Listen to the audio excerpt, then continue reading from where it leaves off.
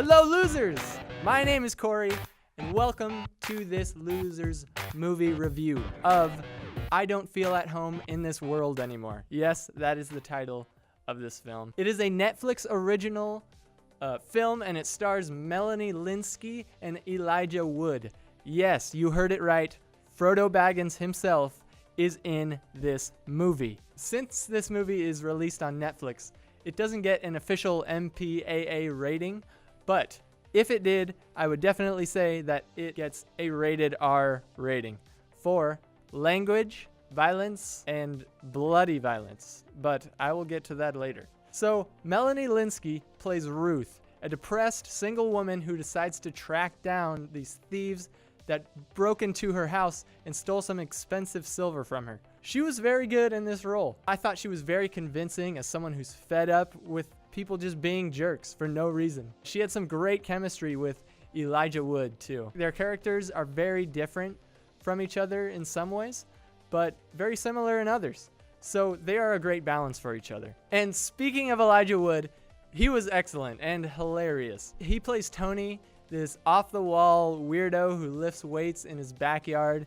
and is pretty much trying to be a superhero looking for trouble anywhere he goes. He had me laughing out loud at several different points in this movie. He does these things that are just so far out of left field, you don't see them coming, and it's hilarious. It actually reminded me a lot of the movie Hot Rod, but this is just, I'd say, darker, and it's got some graphic violence. Which brings me to my next point, and that is the tone of the film. I would call this movie a dark comedy thriller. There is a slight tone shift between the first half and the second half of this movie, and I really enjoyed the first half.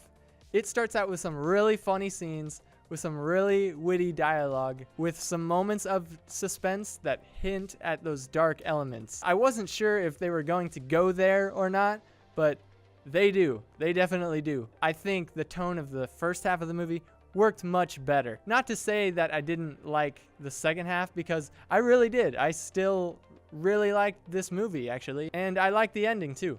I just like the first half more. My only other big problem with this film is one character. This person was acting, and you could tell, and they were just annoying and out of place. You'll probably know who I'm talking about if you watch it. So overall, I really enjoyed this movie. There were some really funny scenes and surprising moments, and you actually understand and sympathize with what Ruth is doing and why she's doing it. She wants people to stop being jerks.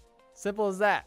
If you're a fan of dark comedies, you'll probably really enjoy this. So, I give I Don't Feel at Home in This World Anymore a 7.8 out of 10. Thanks so much for watching this review. Check this movie out on Netflix and leave a comment in the comments section. We will be doing much more of these Netflix original movie reviews, as well as the big blockbusters in theaters. So make sure you hit that subscribe button, and I'll see you next time.